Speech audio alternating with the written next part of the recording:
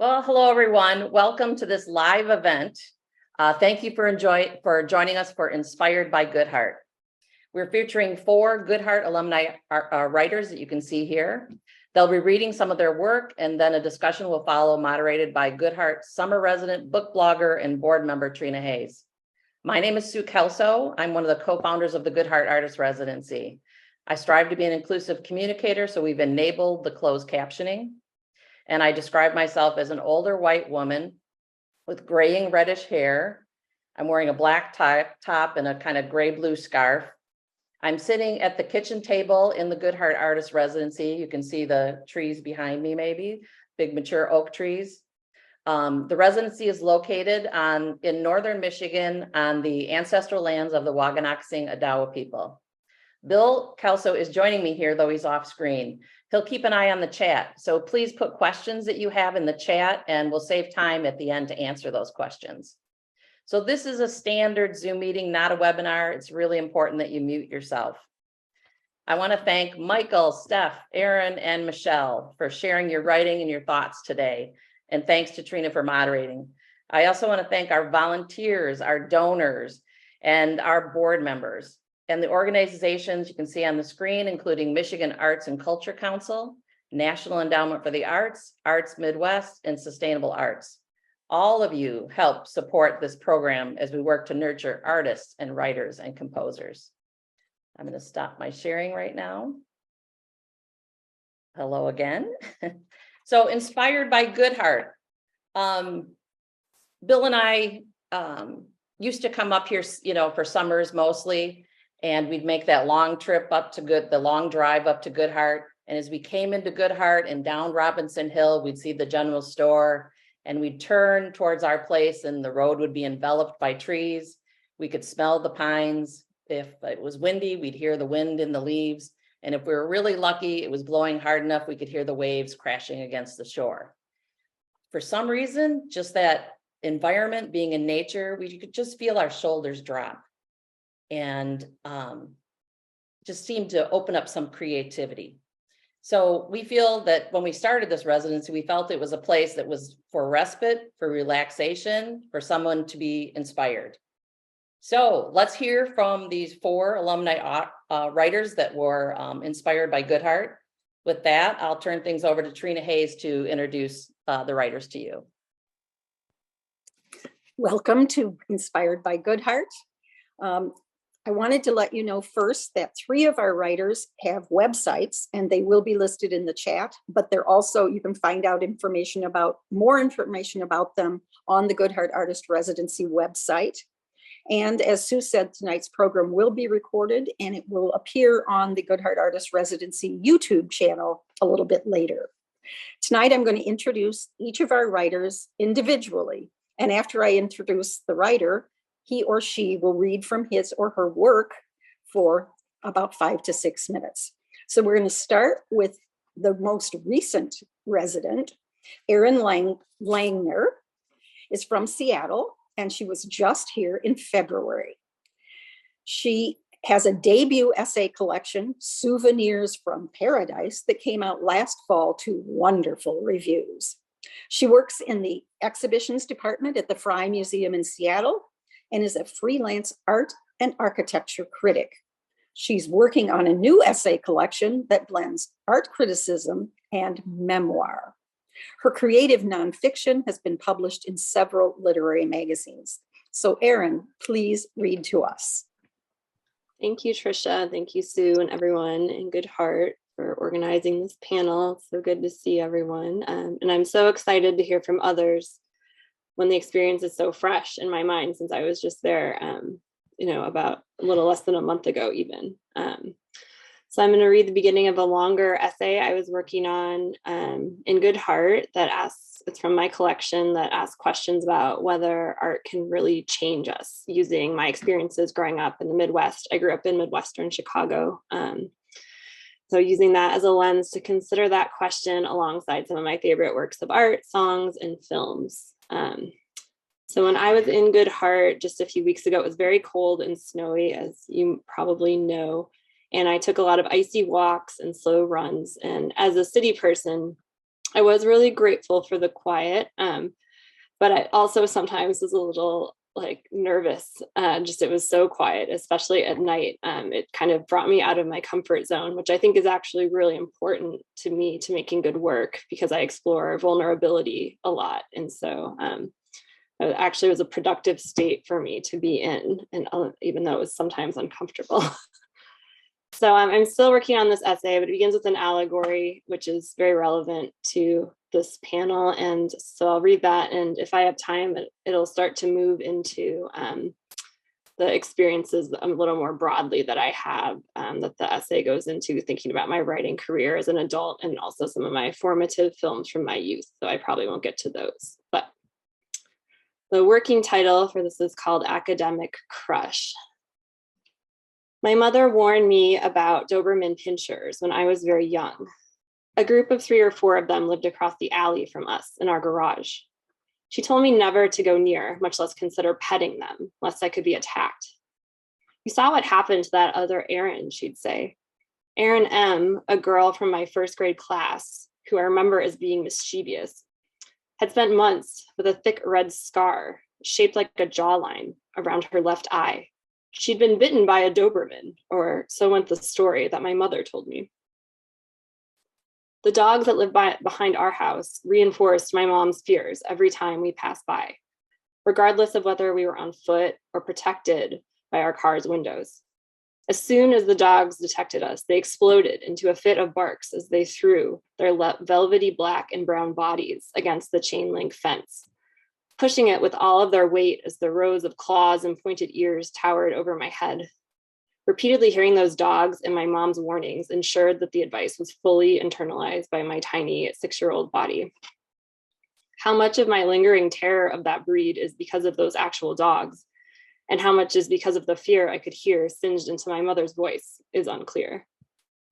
I realized this recently when at age 40, I was at a writing residency in a tiny northern Michigan town. It was the dead of winter, which meant this tourist area that I was staying near was mostly empty, except for a few year-round residents and a handful of construction workers renovating properties in the off-season. One man I saw working on a house on a few occasions had a Doberman, although I didn't recognize it initially. The first time I saw it, I was taking a slow jog when the brown and black dog came running into the fenced front yard of a house I was passing and started barking at me with intense fury. Control your dog, I thought, and I kept going. The barks rattling through the silent, icy streets. The second time I saw it, I was walking down to the frozen lake on a path that ran alongside the same house, except this side of the property was unfenced. My body tensed slightly as I heard the dog's frantic barks before I could see it. When the animal appeared in the corner of the yard, I shifted my path away from the house to try to show it I wasn't an intruder, but the dog kept running towards me, yelping into the air. Hey, hey, hey, a man's voice called out, and the dog stopped immediately in front of me, as if there were an invisible fence lining the side of the yard, even though I'm sure there wasn't one. The third time I saw the dog was when I was walking to a nearby church. The dog came running from behind around a bend in the road, outfitted in a yellow jacket and carrying an orange ball in its mouth. Its eyes were round and more playful than when I'd seen it in the yard, and I smiled at it. I said hello to the man trailing behind, but I don't know if he heard me. He didn't say anything to me, but quietly in the dog's direction, he said, "I told you." This was the time. It was this time that I noticed the ears. The 2 harsh triangles pointed straight up, and I pictured Erin M.'s mangled face for the first time in years. I realized then that my mother's warnings would follow me for the rest of my life. And I think I'll stop there. Thank you.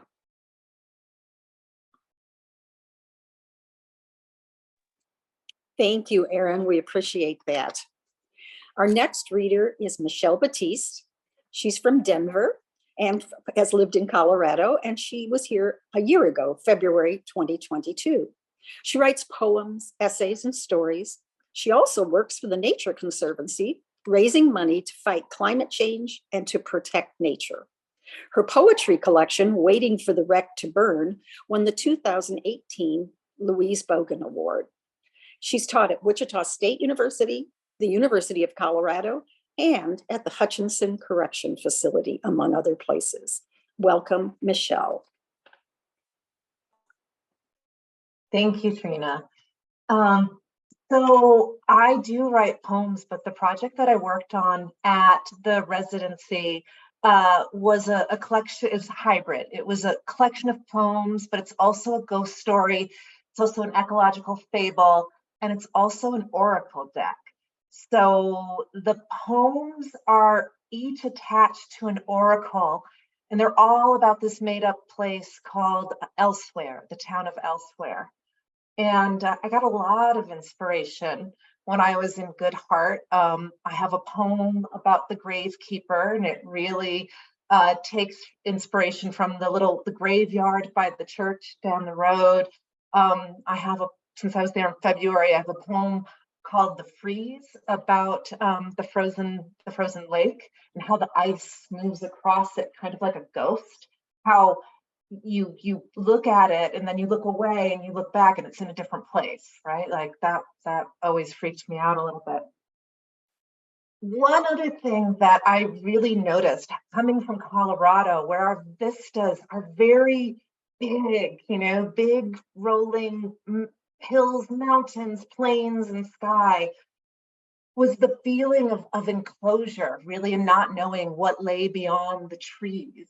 At one point, behind the residency, there's that sort of embankment, and I got so curious as to what was on the other side of the embankment as I climbed it in the snow, and this was just somebody's backyard, but it made me think about our certainty of what's there and what's not. So this poem is called The Compass, and I'm going to show the card that goes with it, and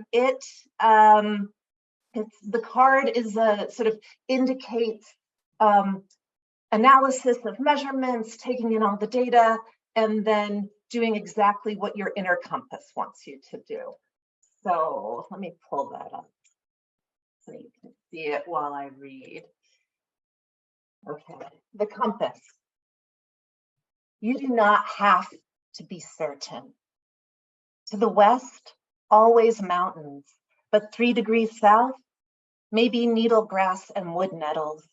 Maybe a 2-lane back road, slow with hills you can't see past. Once you charted the migrations of painted ladies and monarchs, intent on following until the waves broke at your feet. Once you disregarded true north. Once you called every star the same secret name so you would not have to choose. You do not have to choose. You do not have to navigate the bright and absolute cardinal points. Look away from the needle and spin the way children do. Whichever way you turn, here you are. And I want to share one more poem. And this one was inspired. Let's see if you can guess when I pull up the card. Can you guys see that? Yeah. So this one was inspired by Sue's garden. And I know it was February and I didn't really get to see the garden in full bloom, but she gave me a tour of it and she told me where everything went and she gave me all these gardening tips. And it made me think of the first garden and how we aspire to perfection, but we inevitably fall. And that's okay. We use our inspiration to get us closer to what we need. And so because this poem is in 2 voices, I wanted to invite Sue to read it with me. So Sue, are you ready? I'm ready. Okay. The Gardener. I dreamt the first garden once, lush and uncontained. Once the extension rep suggested 10 feet for the fence. Goats gamboled and nosed without stripping new kale or the tender tops of carrots. Deer, rabbit, squirrel. Peacocks napped with foxes, red pandas played with mink. Plant the perimeter with mint and rhubarb, chive and fennel, enough garlic to choke a buck. Rain came, gently feeding streams that meandered through hidden caches of Onions around tomatoes, mustard among the squash squash and spinach, sweet pea, and melon. beet, and cucumber and peppers. and sprouts. The tree, unremarkable, was one of many. Stake the drip line, Dark, I think, sooty. tie the net. It was not tempting, but still I tasted. Don't begrudge the animals what they make off with. Nothing happened. They will give. Nothing needed to. We were simply left What they get. to do our worth. Thank you.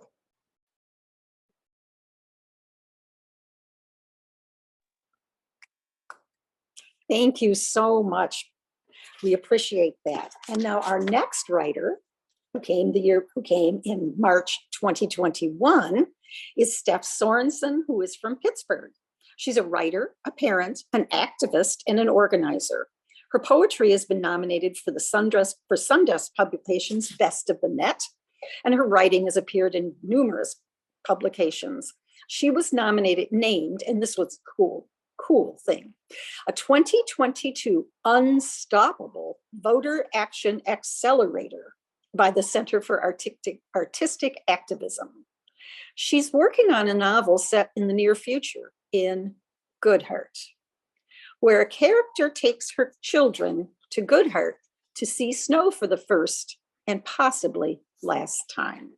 Erin, we'd like to hear from you now, Steph. Thank you. Thank you so much. All right, so I'm going to read an excerpt, and this is when the family has just arrived. The shuttle has only taken them to the end of the paved road, and they are now carrying their luggage down the sandy road to their new home. Ramona marched, Jones lugged, Fox scampered, and about 3 meters behind, teenage Sophie drifted. The road was lined with big houses, most in some state of disrepair. One was only a blackened husk. Whatever home had once been there burned long ago. In the past, many of these houses had been second or third homes of the wealthy, empty except during the summer months. Each structure, the fences, the tall pines purposefully dispersed throughout the lots, all worked together to create near unbroken barriers between the road and the water. All of Lake Michigan was back behind the houses and trees, though you could walk along this road for miles and never know. An old sign from before had fallen from the tree trunk at the side of the road. It faced the sky, paint worn away, a flat break in the grass reminiscent of a grave marker. The words were embossed and, though rusty, could still be read. Private property, no trespassing. The enormous house that was to be their home greeted them with significantly less cheer, framed by a gray sky and bare trees, than it had appeared in the summary photos on the labor/special residential assignments directory. The structure gave the suggestion of an arc, almost perfectly symmetrical, 2 tiers and a large gray chimney down the center, accentuating the mirror image. A slanted roof stretched down along a sharp angle on either side of the chimney, hundreds of shabby gray shingles pointing askew to the front porch. The roof reminded Ramona of a crocheted gray shawl draped across the shoulders of the house, both ends hanging limp. Viewed from further up the mossy pebbled driveway, Lake Michigan added to the symmetry, a long blue line stretching behind the house in either direction, broken only by the skinny birches and lichen-blanketed maples. All 4 Joneses stopped to bare their faces to the house, the reason they were here at the western tip of the New Michigan's Mitten's middle finger, and would be for the next 2 months. Sick, Sophie said to the house. Ramona didn't know if her daughter meant it in the good or the bad way, but she nodded, then strode to the door. The first wrong thing was the pair of boots, muddy and sagging beside the storage box on the deck. Ramona crinkled her nose at them. She fished the key from her pocket and pushed it into the corroded doorknob, which twisted along with the key. The door was already unlocked. That was the second wrong thing. The third, of course, was the woman standing in the foyer, gaping at Ramona. "Can I help you?" the woman stammered, then offered a stiff smile. She was young, but not terribly, with the kind of golden hair that shone even from the scraggle of a messy bun. I don't, Ramona started, but was cut off when Fox pushed past her legs, running through the doorway and around the corner, delighted whoops of exploration in their wake. The woman smiled, a real one this time, and looked back to Ramona in bemusement. Why are you here? Ramona asked before the woman could say something else. She took a step forward. I live here, she said. Moan, Jones inquired from out on the porch, the sound of shifting bags making his voice wobble. Ramona ignored him. But, she started. The woman raised a hand. For now, I'm restoring the woodwork. We're reshingling, Ramona stuttered. Brightening, the woman closed the distance between them. It's so empty and quiet out here, especially at night, she shivered. It'll be just fine to have some company. Jones shoved Ramona gently through the doorway and deposited his armful of bags on the scuffed wooden floor. I'm Britta, the woman offered. Jones introduced himself, but Ramona wasn't listening. She stared out the back wall of sliding glass doors, lake all the way to the horizon. Sensing she'd been addressed, Ramona reluctantly tore her eyes from the flatness of the boundary between water and sky, grays, dark, and light. Britta was smiling. Her teeth were too large for her mouth, Ramona noticed. Or she had too many of them. Jones just looked relieved to have empty arms.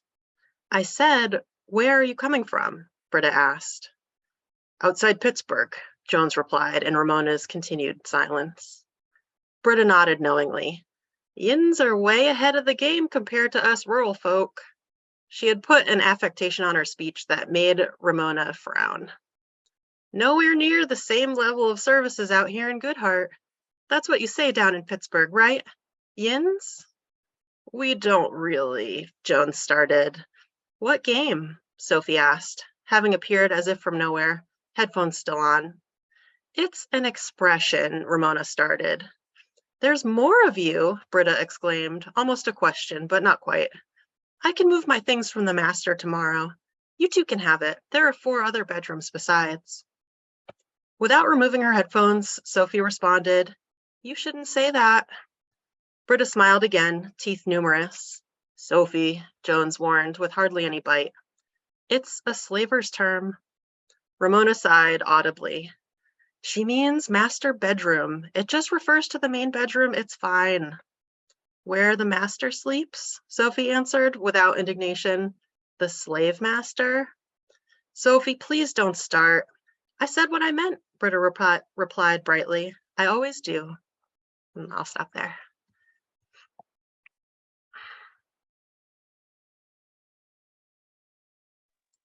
Thank you so much. And I think most of the people who've been in Good Hart know exactly where that ARC you were talking about is. You presented it well. So thank you. Our next reader and last reader is Michael Fischer, who is from Chicago, and he was here in January 2020. He's a humanities instructor in the Odyssey Project, which is a free college credit program for income-eligible adults. His nonfiction has been nominated for multiple times for a Pushcart Prize and has been cited as notable in Best American Essays, has appeared in the New York Times, Salon, and other publications. He's a Moth Story Hour Slam winner, and Michael also tells stories on the Moth main stage shows across the country. Welcome, Michael Fischer. Thanks, Trina. Thanks, Bill and Sue, for having me. So yes, as was mentioned, I was at Good Hart. It's been the longest since I was there of anyone here.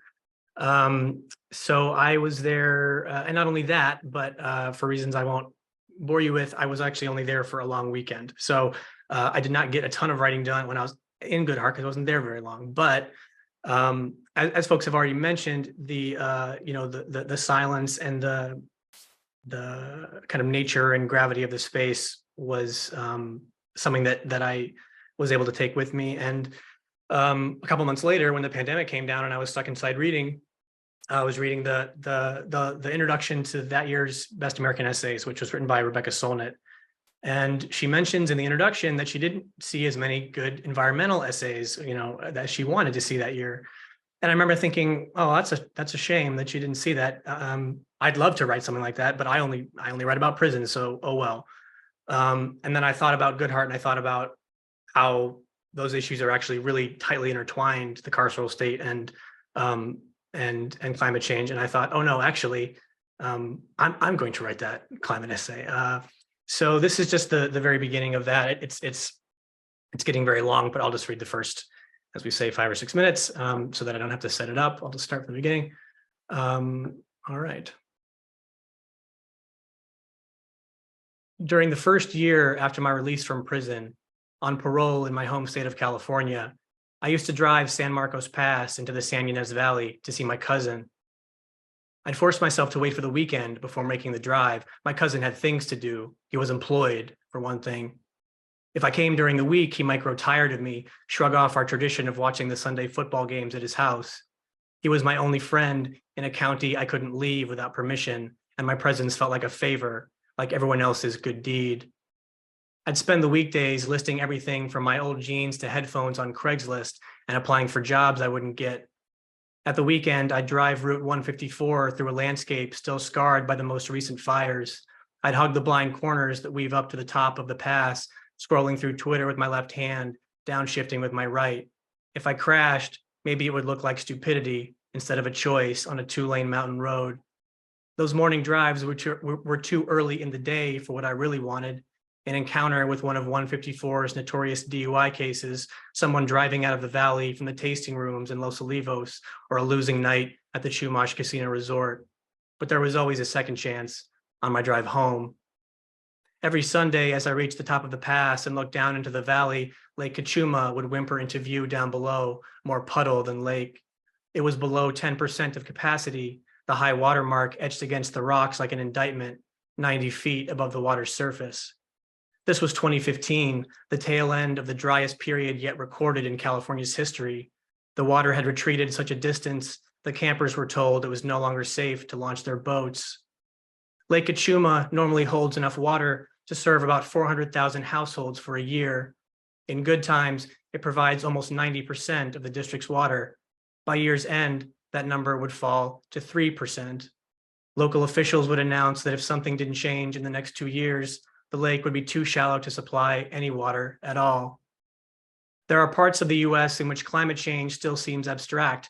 California is not one of those places.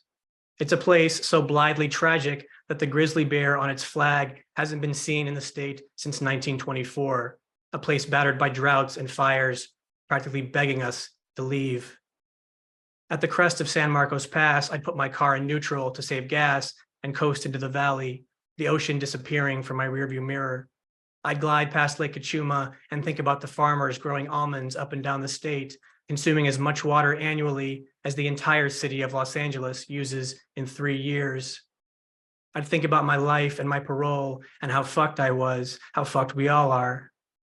I'd scan the parched landscape, the dry scrub begging for a spark.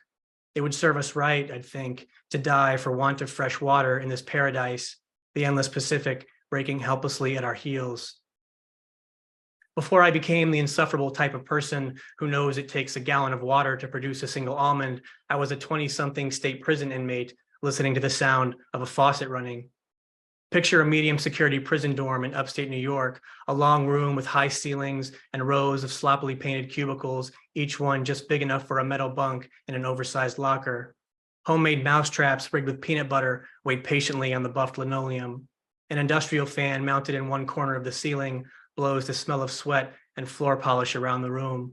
The correctional officer's raised cube sits next to the one doorway, which leads out to the day room, 2 phones, card table, TV, and the bathroom.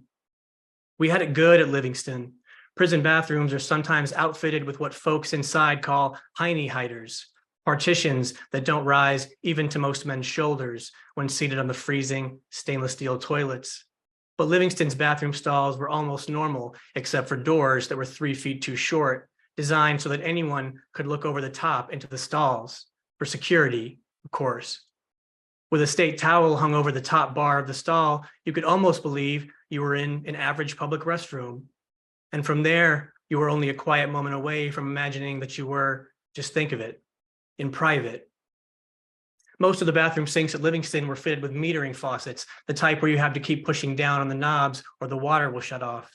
But the last sink in the row, the one furthest from the doorway, was ADA compliant. That sink was mounted closer to the floor and had big faucet handles that widened at the ends like tarnished butter knives.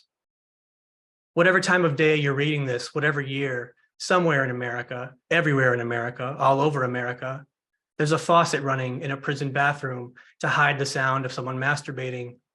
He's in the boom boom room, the handicap stall at the end of the row, the one spacious enough to drag a plastic chair in behind him on which to prop his magazine and whatever else he needs. The stall closest to the sink with the big faucet handles and the tap wide open. I'd be the last to judge whoever's in there, which is why I never considered turning off the faucet. I know men inside who have been in prison longer than I've been alive, me white knuckling my way through a 2-year baby bid. After waking from countless wet dreams to find yourself throbbing in a warehouse filled with 60 other men, the high static of flowing water is the only thing that sounds like dignity. Every morning I'd pass the dorm bathroom with a sleeve of Pop-Tarts in my hand on my way to get in line for the overworked toaster, and that one faucet would be on. I'd pass it a few hours later, headed to the library or to watch football in the day room or on my way to mop floors in the education building, and it would be on. A full bladder would rouse me in the middle of the night, and before I fished my shower shoes from under the bunk, I'd lie in the dark and listen to water sigh through the cinder block. The synchronized waste of 2 life-giving forces, one flush down the toilet and the other run down the drain. I'll stop there. Thank you. Thank you, Michael. We appreciate all 4 of our readers. Thank you so much. And now I'm going to ask a question that I told you are the 4 writers I would ask, but I think most of you have halfway answered it in your readings. But we'll see if you have anything else to say about this and come in whenever you wish.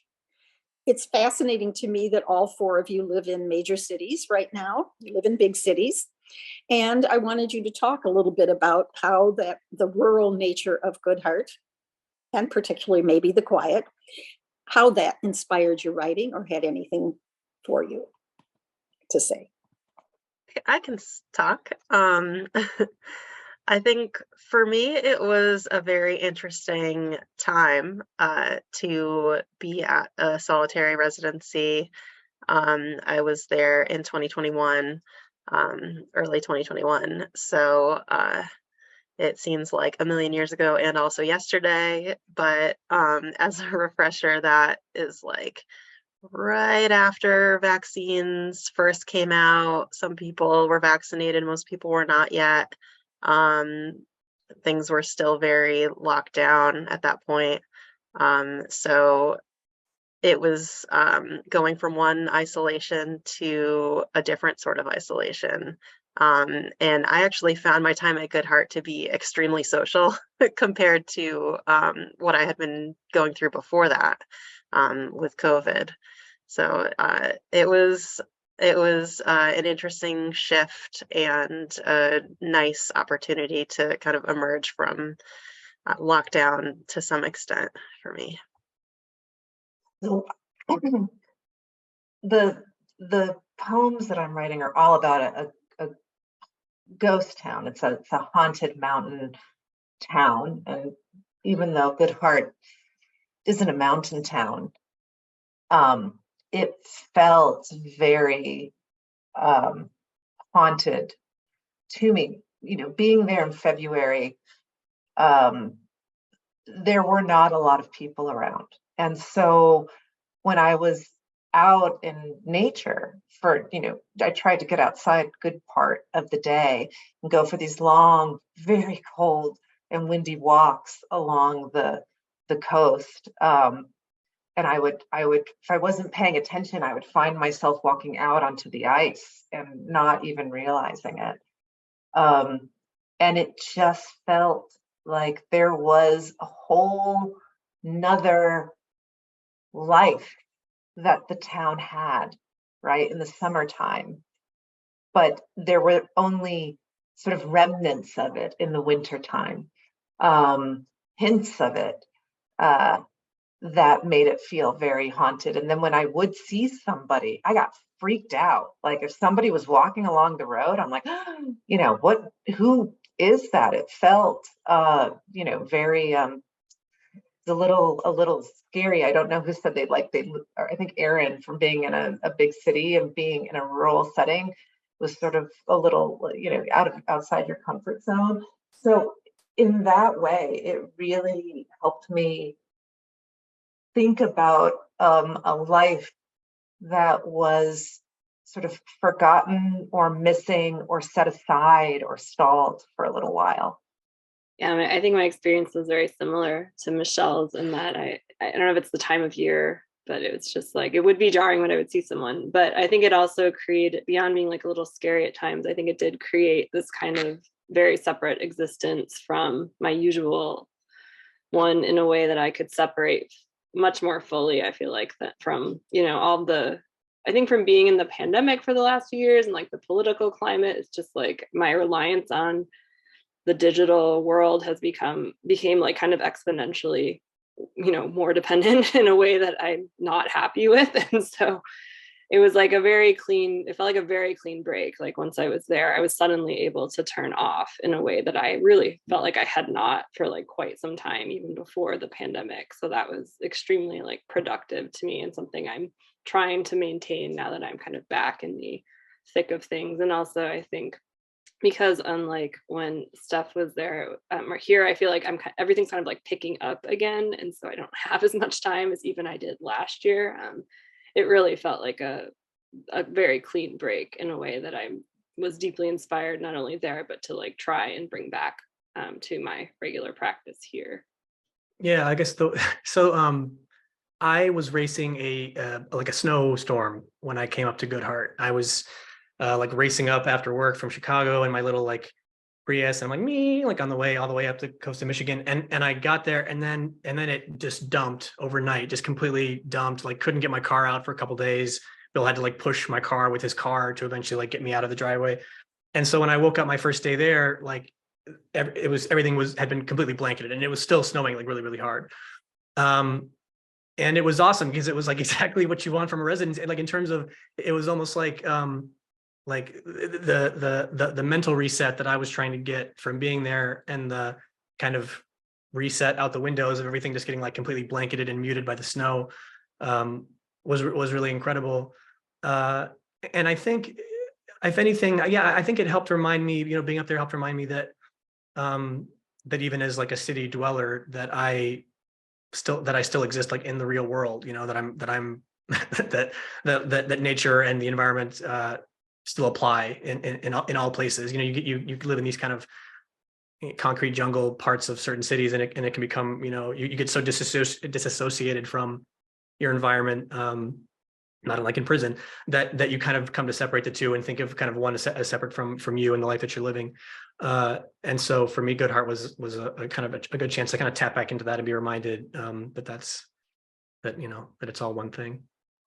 Thank you. And I think a lot of us can relate to that too.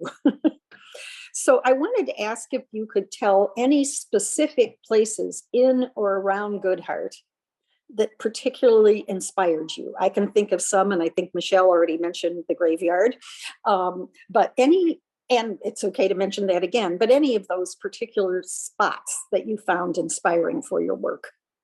I can start. So again, I wasn't there very long, but part of the reason why I wanted to make a point to make it up to Good Hart, even if I couldn't stay very long, is because the biggest draw to me about the way the Good Hart Residency does things, as opposed to a lot of other residencies, is the way that they send folks into the community. And I had already committed to working at the local court, the juvenile hall. Basically, I don't really know how they term it these days, but basically the county-run high school for students that had been court involved, and so I was determined to keep that commitment, even if the residency for me had shrunk down because of other commitments. And so that was really kind of the only place I went other than the residency, because I wasn't there very long. But it was incredible. I mean, it was, the students there were really inspirational. I'm still in touch with the teacher at Lakeview who brought me in there. And yeah, I mean, it was great. We did a bunch of writing exercises. I came a couple days in a row. We did some writing exercises. And one of the things I was doing with them was we were doing what are called hermit crab essays, which is where you use different forms to write an essay. So like you write an essay in the form of a restaurant menu, you write an essay in the form of a syllabus, you use these forms to embed them. And so we were doing something where we were writing an essay in the form of a recipe. And so the idea was write a recipe from your life that only you know the recipe to. And so the students start doing it, and this one student does it for a little while, and he does that kind of classic thing where he's like, oh, I'm done. I have nothing left to write. And I went over and I saw what he had, and it was something like, step one, steal a veggie sandwich from the liquor store as your way on out with the bottles. And it was a story about stealing liquor from a liquor store. And I read the whole thing and I said, gosh, that's so interesting. Why did you steal a veggie sandwich? Like they must have had other sandwiches. They must have had like better sandwiches, or didn't you steal something else? And he looked at me like I was a complete idiot. And he said, because when my mother was alive, we used to eat vegetarian. And like, it was that easy. Like it was that close to the surface that all you had to do was scratch a little bit and say like, why veggie? And it was, oh, well, because when my mother was alive. And so he thought he was writing this like tough story about him and his friends like stealing liquor from a liquor store. And what he was actually writing about was this connection that he had with his mom, who's not alive. And I think about that all the time. And I tell that story all the time because to me, that's the type of thing that writing can do. And so they sent me a bunch of like thank you cards that they had like colored and stuff after I got home. And like, it was just the greatest thing. So that was the coolest thing I did while I was there. And really the coolest thing I've ever done, like period, in any like writing community outreach context. So I'm going to talk about some like real specific things that became poems. Like, I don't know if you guys, well, everybody who lives there knows, but you walk down the big hill, and if you go left, there's the residency. But if you turn right, you go down that road, and there's like a spring to your left. Water's just bubbling up, and it's beautiful. And then like the in the freeze, the ice catches it and it gets all glinty. But to the left is another spring that's sort of all broken down, like it had some brickwork, and the brickwork was crumbling. And I just thought about the history of that and who used that spring and why did people go to that spring, and then the animals that used that spring and the bugs that were still using that spring. Then I really nerded out and thought about how like the water that's coming up from the spring might be 1,000 years old from like living in the aquifer. Anyway, that's really sort of very specific and nerdy. But and yeah, the graveyard, the lake itself is the frozen lake. I took so many pictures of it, and and I wrote about how the freeze affected it. And then I'm going to share one more picture. And it reminded me kind of like of the coast of the lake in the winter, just the grayness. And so I wrote a poem about the storm, and it's really just about sort of the gray overcastness that just sort of loomed above the lake. And then there's another poem about the sun. I'm going to see if I can scroll all the way down to it. It might take me a while. And the sun, like, it was rare. And I just remember like running out of the residency to go, if I could see it. When the sun would peek out, the setting sun would peek out from the clouds, and there's this brilliant red along the horizon. And the sun was so rare, it was kind of like a currency. It was kind of like I earned this sun, and how am I going to spend it, right? Like, how am I going to spend this 10 minutes of setting sun? So, okay, I just geeked out on that question, so I'm gonna. So I had part of what I did some research while I was up there. And so I was researching my family's history because my grandmother's side immigrated from Poland to the Upper Peninsula. And then I was able to go to the Upper Peninsula with Rose and the volunteers. And so that was just really exciting because I'd never been to the Upper Peninsula before. And even though I haven't figured out how I'm going to use the Upper Peninsula, I feel like I personally need to go back to the Upper Peninsula now, but also it feels like something like with, potential that I want to dive more into. But usually it takes me a long time to write about things. So I haven't written anything about it yet, but it feels like a spark that I'm going to keep coming back to because I've been thinking about it a lot since I've been back. Yeah, I still constantly find myself thinking about all of the different beautiful things in Good Hart. Obviously, in the piece that I read, I talked about the Ark House, which just stood out to me as so unique and just like having so much spirit. Clearly, it has stayed with me. And yeah, the lake itself, the shore, I would also go for walks every day and come home with pockets full of beautiful stones. And I just found myself walking very, very slowly, trying to find all of the most beautiful rocks that are on the shore. And it's not like you can walk very quickly on the shore anyway. So that experience really stayed with me. I also went up to Mackinac and drove across the long bridge there and got to see a lot of the floating ice at that point. There wasn't a lot by the house, but there was still a lot over there, which was really cool. And standing on the shore, hearing the sound of the ice banging together, it's just such a particular sound that really doesn't have any comparison. Also, being in the very touristy area on the off season, I just found really fascinating that almost everything is closed, but there's still, hotels shaped like other things, and all of this very like extravagant stuff, but not many people are there. And there's, you can still walk by the shops and there's like bikinis and lots of things referencing how this place is most of the time, it feels like, but you're there in this moment where everything's sort of paused.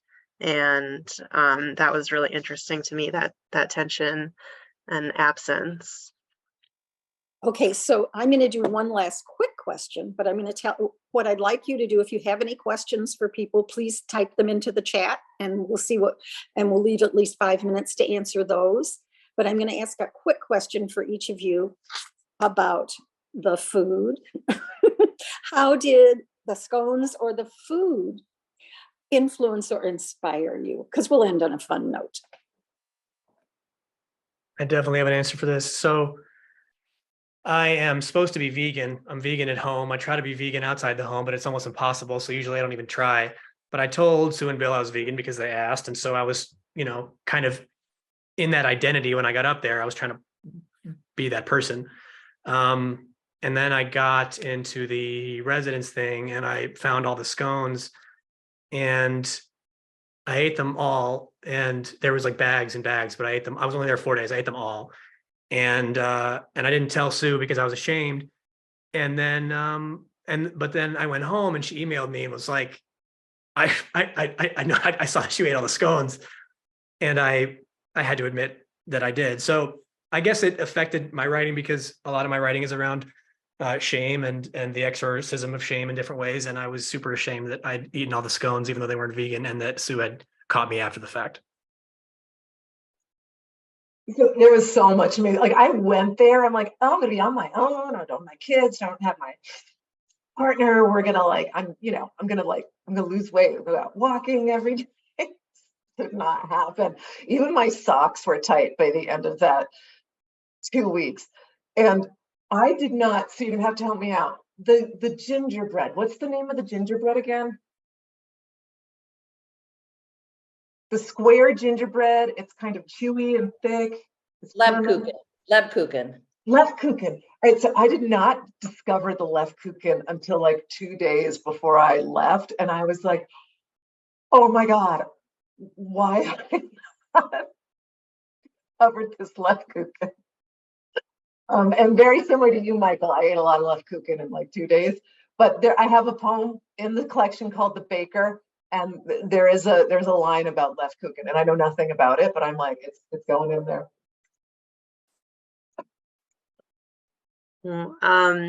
Sue and Bill were kind enough to invite me to maple boil during my residency, which was a wonderful experience. I never actually seen how that happens, and it was just such a lovely event and gathering, and also the sweetness that takes so long to happen when you have to boil something all day. And of course, the maple syrup that they made was incredible. And I still have my jar in my fridge with like this much left that I should probably throw away, but I'm just like can't quite part with it. Yeah, maple boils have made it into 2 different things that I've written at this point. So I think it's just it's gonna keep on echoing through my work. I was also deeply moved by the maple syrup. I didn't get to go to a boil, but I wasn't planning on it because I was like, I'll be by myself. So I remember I did not put any pancake mix as on my shopping list, but there was still pancake mix in the residency already. So I used it while I was there like multiple times just to use the syrup. And I think a pancake piece will come eventually because my dad it was like the only thing my dad could make for us like from scratch was pancakes. So the syrup is such a memorable flavor. I'm still thinking about it. Okay, so we're looking into the chat to see what we have in the way of questions. And from Amy, we have the question, if you could only say one thing, what would you tell other writers about why they should apply for this residency? I mean, I would just quickly reiterate what I already said, which is it's one of the very few that really intentionally pairs you and places you in the community in a way that can really make a difference and can really have a big impact. And that was the biggest drawing card for me. I mean, there are literally countless places you can go and get time, and there are great things about all of them, each their own. But that is really unique about Good Hart, and that was a really powerful thing. That, like I said, like I still am in touch with those people. So you can get time a lot of places, but you can't get time plus that type of connection and community engagement in almost any places. So I would say that, and also like a chance to feel like part of someone else's family. Like I'm sure everyone can relate to this. Like you feel like the Kelso's child when you're up there. Like I remember like going to dinner with them, and it's like I felt like their son. You know what I'm saying? So I think that's also unique. Like again, you can go a lot of places. People will give you time to do whatever, but and wave and say like, great, have a good time. But to actually be with people that like invite you into their home and that you really feel a part of what they're doing, and they really are glad that you are there, not just glad that like someone is there, but like glad that you specifically are there, was really great. So yeah.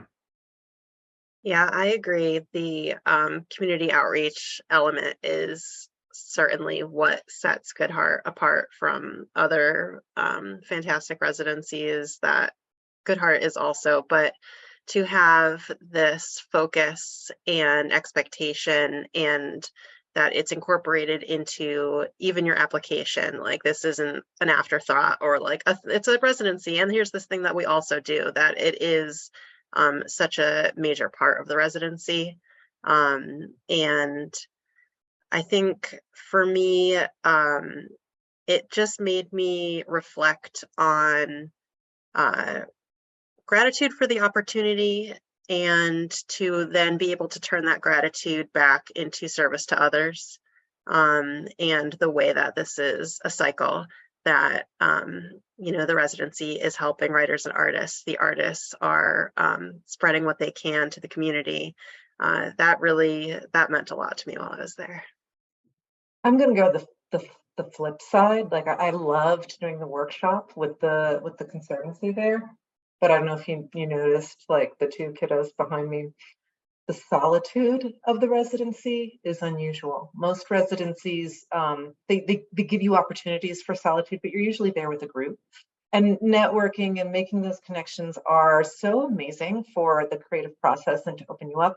But for someone who is not as comfortable with her own company and really forced to sort of focus on the work and have no distractions, like the other writer over there or the painter over there, let me just go chat for 10 minutes, or let's go for a walk, or let's have a conversation about, the panopticon, whatever. You just, the focus. And there's, of course, the relief. Sue and Bill and the hosts are so wonderful to like make sure to rescue you from that when you need it, but you need it. The solitude was amazing.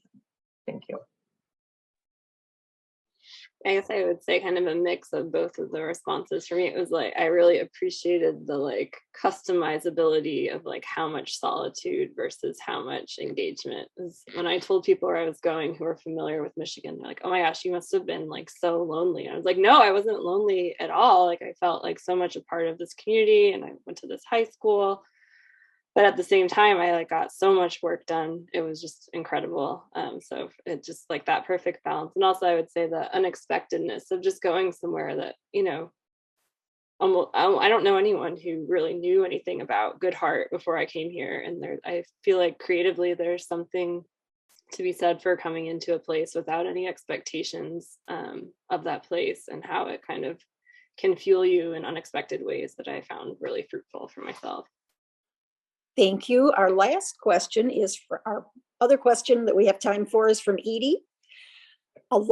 She says, a large city is energizing in a world of possibility. And on the other hand, the wilderness is where a lot of people go to retreat to light. What is your take on which environment is more productive to you? I'll start. I think I need a mix, right? It's like the yin and the yang.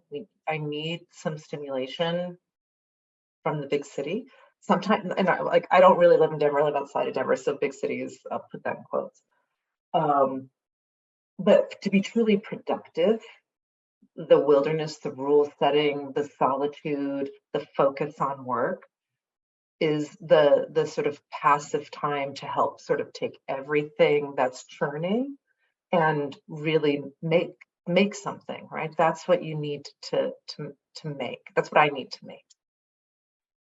And for me, I would say I need both for sure. I mean, it was crazy because I did this residency and then I came back here, and then I think maybe some of you were also, of the other writers were also at the giant AWP conference that was just in Seattle. And so it was like the complete opposite, where I got like no writing done at all. But at the same time, I was like very fueled creatively by, the inspiration of being around other people and talking craft and nerdy things like that.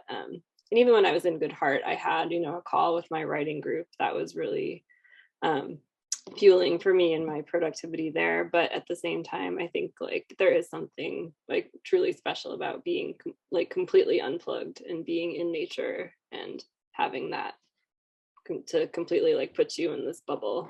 So I think I agree with Michele. I 100% need both, and a better balance of both, I would say.